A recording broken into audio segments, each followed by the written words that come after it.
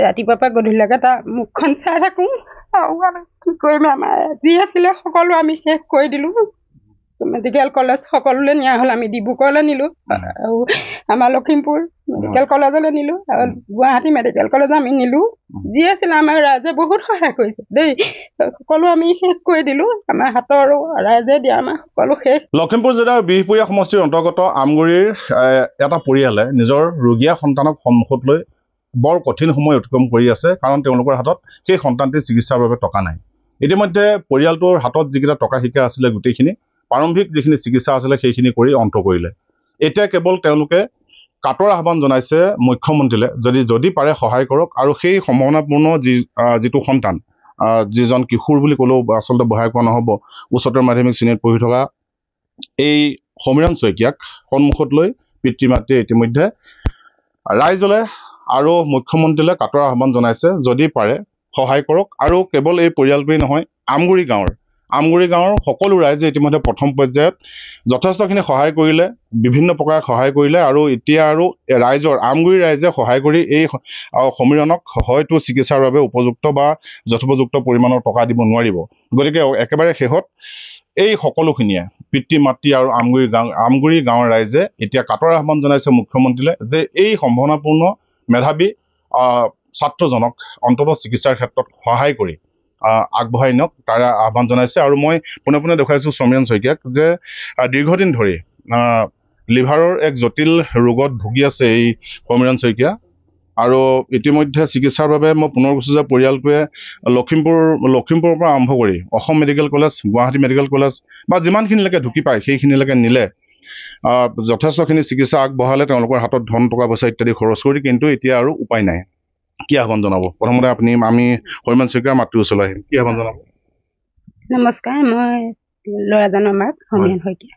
মই CM ছাৰলৈকে মই এনেকৈ আহ্বান জনাইছোঁ, মই সেৱা কৰিছোঁ, তেখেতক অনুৰোধ কৰিছোঁ মোৰ ল'ৰাটো যাতে তেখেতে হাতত লয় আৰু মানে সুস্থ হৈ উঠায়, সেইটোৱে মই কামনা কৰিছোঁ। আৰু গতিকে সি পঢ়ি থকা এবাৰ হায়াৰ ছেকেণ্ডেৰী ফাইনেল দিব লাগিছিলে, পৰা নাই। গতিকে অৱস্থা এয়া আমি মুখলৈ হাতলৈ চাই আছোঁ। যদি সুস্থ হৈ থাকিলেহেঁতেন তেতিয়াহ'লে এইবাৰ উচ্চতৰ মাধ্যমিক শ্ৰেণীৰ চূড়ান্ত পৰীক্ষা দিলেহেঁতেন। আমি এতিয়া দিয়াব নোৱাৰিলোঁ। গতিকে এয়া অৱস্থা এতিয়া। ৰাতিপুৱাৰ পৰা গধূলিলৈকে তাৰ মুখখন চাই থাকোঁ আৰু আমি কি কৰিম, আমাৰ যি আছিলে সকলো আমি শেষ কৰি দিলোঁ। মেডিকেল কলেজ সকলোলৈ নিয়া হ'ল, আমি ডিব্ৰুগড়লৈ নিলোঁ আৰু আমাৰ লখিমপুৰ মেডিকেল কলেজলৈ নিলোঁ আৰু গুৱাহাটী মেডিকেল কলেজ আমি নিলোঁ।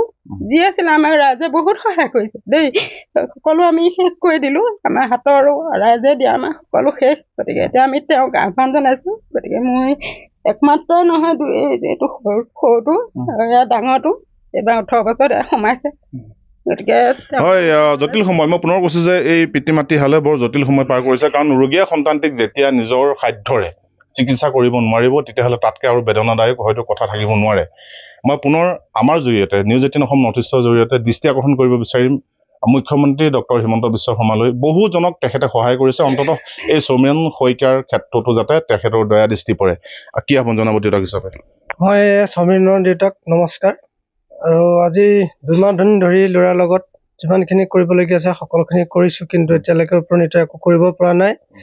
গুৱাহাটী মেডিকেল কলেজতো 15 দিন থাকি আহিলোঁ আৰু তেখেতসকলৰ ডক্টৰ ছাৰ নাৰ্ছ সকলোৱেও কৈছে যে এইটো বিষয়ত আমি যিমানখিনি কৰিবলগীয়া আছিলে আমি কৰিছোঁ। চিকিৎসকে কি পৰামৰ্শ দিছে? চিকিৎসকে পৰামৰ্শটো দিছে যে এইটো বেমাৰৰ ক্ষেত্ৰত গুৱাহাটী অসমত আমাৰ এইটো বিবেক নাই, আপোনালোকে বাহিৰতে দূৰদৰ্শন কৰি পেলাই আপোনালোকে নিব পাৰে। কিন্তু হয়, এতিয়া সেইটো নিবলৈ মোৰতো হাতত কোনো ফালৰ পৰা আমাৰ উপযোগী নাই। ঘৰত খেতি বাতি চাকৰি বাকৰিৰ ফালৰ পৰা একো নাই, অকল ৰুম এটা লৈ যেন তেনে হাজিৰা কৰি দিনটো খাই থকা। সেই অনুপাতে যিমানখিনি কৰিব লাগে গাঁওবাসীয়েও সকলো সাহাৰ্য কৰি দিয়াৰ পিছত মেডিকেল কলেজত 15 দিন থাকি আহিলোঁ। এতিয়া কিমান দিন ধৰি চিকিৎসা চলি আছে? এতিয়া 2 মাহ দিন ধৰি চিকিৎসা কৰিছে। প্ৰথম ডিব্ৰুগড় তাতো দেখুৱালোঁ, আমাৰ লখিমপুৰত দেখুৱালোঁ, দেখুওৱাৰ পিছত আৰু এতিয়া লাষ্ট গুৱাহাটীত মেডিকেল কলেজতো দেখুৱালোঁ। এতিয়া তাৰ গুৱাহাটী মেডিকেল কলেজৰ ডক্টৰেও কৈছে আপোনালোকৰ এইটো বিষয়ত তেনেকৈ আপোনালোকে বাহিৰত নিয়াটো চেষ্টা কৰক। হয়, কিন্তু আমি গম পাওঁ মানে আপোনালোকৰ পইচা এতিয়া নাইকিয়া হৈ আছে? একেবাৰে নাই, মানে এতিয়া নিজে চাউল কিনি খোৱাহে মোৰ একো উপায় নাই। আজি 3 মাহ 4 মাহ দিন ঘৰত ল'ৰাৰ লগতে পঢ়ি আছোঁ, মানে বহি আছোঁ, কাম বনো নাই, একো কোনো ফালৰ পৰা উপায় কৰিব নাই। এতিয়া চকুলৈ চাইছোঁ, ভৰিলৈ চাইছোঁ, মুখলৈ চাই। নিতান্তই মই পুনৰ কৈছোঁ যে সঁচাকৈয়ে অন্তৰ চুই যোৱা এক দৃশ্য। নিজৰ সন্তানক যেতিয়া চিকিৎসা কৰিবলৈ উপযুক্ত টকা নাপাব মাক দেউতাকে, তেতিয়াহ'লে তাতকৈ আৰু দুখ লগা বিষয় হয়তো একো নাথাকে যে আপোনালোকে আমগুৰি গাঁৱৰ তৰফৰ পৰা অলপ এইফালে হ'লে ভাল হ'ব। আমগুৰি গাঁৱৰ তৰফৰ পৰা যথেষ্ট সহায় কৰিলে। আমি জনামতে ৰাইজে দান বৰঙণি ইত্যাদি দি ইয়াক প্ৰথমতে সমীৰণক চিকিৎসাৰ ব্যৱস্থা কৰিলে। এতিয়া সমীৰণক পঠিয়াইছে বাহিৰলৈ। এতিয়া আৰু কেনেকুৱা ধৰণৰ কি আহ্বান জনোৱাৰ কথা ভাবিছে আপোনালোকে আমগুৰি গাঁৱৰ পৰা? হয়, আপোনালোক সকলোৱে দেখিছে যে অত্যন্ত এটা দুখ লগা মুহূৰ্ত। মাক দেউতাকে নিজৰ সন্তানক বিচনাত থৈ, ৰোগীয়া সন্তানক বিচনাত সন্মুখত লৈ পেলাই খুব এক মানে অতি বিবৰ্ণ, যিটো আমি সকলোৱে দেখিছোঁ শয্যাতীত যিটো সহ্য কৰিব পৰা নাই। তথাপি আমি আজি এমাহৰ আগতে এই খবৰটো আমি পাই আমাৰ আমগুৰি গাঁওবাসী তথা আমাৰ যুৱক সংঘ আমগুৰি নগৰীয়া কেন্দ্ৰই খুব তৎপৰতাৰে আমি ৰাইজক আহ্বান জনাইছিলোঁ। আৰু কেৱল আমগুৰি গাঁৱেই নহয়, অসমৰ বিভিন্ন প্ৰান্তৰ পৰা এই পৰিয়ালটিক সহায়ৰ বাবে আগবাঢ়ি আহিছিল।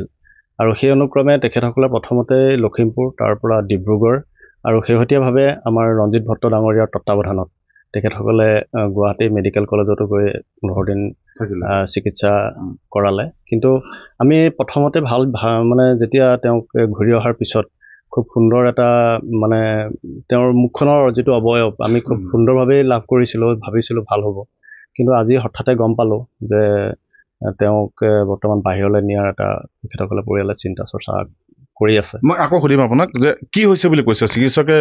আপোনালোকে বুজি পোৱাকে কি অসুখত ভুগি আছে বুলি কৈছে ডক্তৰসকলে যে লিভাৰটো ল'ৰাটোৰ একেবাৰে বেয়া অৱস্থাত পৰিণত হৈ গ'ল। আৰু আমি তাৰ বিষয়ত আমাৰ মেডিচিনৰ বাদে বেলেগ উপায় নাই। মেডিচিন খাই থাকিলে মানে তেওঁ চিৰজীৱন মেডিচিনৰ ওপৰতে ভিত্তি কৰিব লাগিব। মেডিচিন নহ'লে মানে লিভাৰ পুনৰ সংস্থাপনৰ পৰামৰ্শ দিছে নেকি চিকিৎসকে? হয়, যে লিভাৰত তেখেতে যদি বেলেগ ফালৰ পৰা কিবা এটা কৰি লগাব পাৰে তেতিয়াহে ল'ৰাটো মানে দীৰ্ঘজীৱী হৈ। এই আপোনাৰ ওচৰলৈ আহিম এতিয়া। যথেষ্ট খৰচী এটা চিকিৎসা এইটোত আমি জানিব পৰা মতে, কেনেকে এই পৰিয়ালটো হেৰি কৰিব বা আপোনালোকে গাঁওখনৰ তৰফৰ পৰা কিবা আহ্বান জনাব নেকি? আপুনিতো সম্পূৰ্ণ দেখিছে যে পুতুল শইকীয়া এজন দৈনিক হাজিৰা কৰি চলি থকা এজন ব্যক্তি। গতিকে আমিও তেখেতক সৰুৰে পৰা দেখি আছোঁ, এজন খুব সৎ মানুহ। আৰু বৰ্তমান সময়ত তেখেতক যথেষ্ট বহুত লক্ষ টকাৰ প্ৰয়োজন। আৰু এই ক্ষেত্ৰত আমি যিমান পাৰিছোঁ আমি সহায় কৰিছোঁ।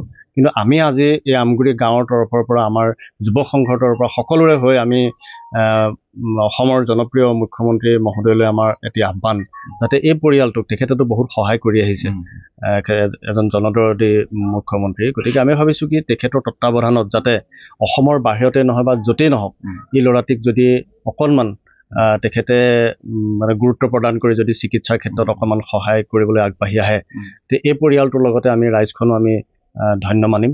গতিকে আমি কাতৰভাৱে তেখেতক অনুৰোধ জনাইছোঁ। আৰু ইয়াৰ লগতে আমি দৃষ্টি আকৰ্ষণ কৰিব বিচাৰিছোঁ আমাৰ বিহপুৰীয়া বিধানসভা সমষ্টিৰ সন্মানীয় বিধায়ক ডক্টৰ ৰমীয় কুমাৰ ভূঞা ডাঙৰীয়া, লগতে লখিমপুৰ বিধানসভা সমষ্টিৰ সন্মানীয় বিধায়ক শ্ৰীযুত মানৱ ডেকা ডাঙৰীয়া, তেখেতসকলৰ জৰিয়তেও যাতে আমাৰ মুখ্যমন্ত্ৰী মহোদয়ে উক্ত বাৰ্তা লাভ কৰিব পাৰে আৰু এই পৰিয়ালটিক তেখেতে হাত পাতি গ্ৰহণ কৰি পেলাই যদি চেন্নাই পৰ্যন্ত নিবলগীয়া হয়, যি এক দুৰাৰোগ্য ৰোগত তেখেতে সন্তানটিয়ে ভুগি আছে। আৰু অত্যন্ত দুখজনক কথা যে তেওঁ হাইস্কুল শিক্ষান্ত পৰীক্ষাত প্ৰথম বিভাগত উত্তীৰ্ণ হৈছিলে। আৰু মই তেখেতৰ যিটো মনোবল, সেই অকণমানি ল'ৰাটি, সেইকাৰণে অত্যন্ত দুখ লাগিছে যে আজি কেইদিনমানৰ আগতে মই যেতিয়া আহিছোঁ তেওঁ গুৱাহাটীৰ পৰা ঘূৰি আহি পেলাই পঢ়াৰ টেবুলত বহি আছে। আৰু যেতিয়া সুধিছিলোঁ ল'ৰাটিয়ে মানে সেই ৰোগীয়া অৱস্থাতে তেওঁ কৈছে যে মই পৰীক্ষা দিম। আৰু ইতিমধ্যে 3টা পৰীক্ষা দিয়াৰ পিছত কালিলৈ তেওঁৰ পৰীক্ষা আছে। কিন্তু যি হওক সেইখিনিতো আমি পাছৰ কথা। কিন্তু আমি আমাৰ আমগুৰি গাঁও তথা এই অঞ্চলবাসীৰ তৰফৰ পৰা আমি অসমৰ মুখ্যমন্ত্ৰী মহোদয়লৈ আমি কাটৰ অনুৰোধ জনাইছোঁ যাতে তেখেতে অকণমান গুৰুত্ব সহকাৰে যেনেদৰে দুখীয়াক তেখেতসকলে সহায় কৰি আহিছে, সহায় কৰি যাতে ল'ৰাটি আৰোগ্য লাভ কৰে। আমি সকলোৰে কামনা সেয়াই যে বিশেষজনৰ যদি বিশেষ সহায় লাভ কৰে সমীৰণ শইকীয়াই বিচনাৰ পৰা উঠিব পাৰিব, অৰ্থাৎ সুস্থ হ'ব পাৰিব। মই পুনৰ কৈছোঁ, এজন সম্ভাৱনাপূৰ্ণ এজন ছাত্ৰ, উচ্চতৰ মাধ্যমিক শ্ৰেণীত চূড়ান্ত পৰীক্ষা এইবাৰ দিবলগীয়া আছিলে।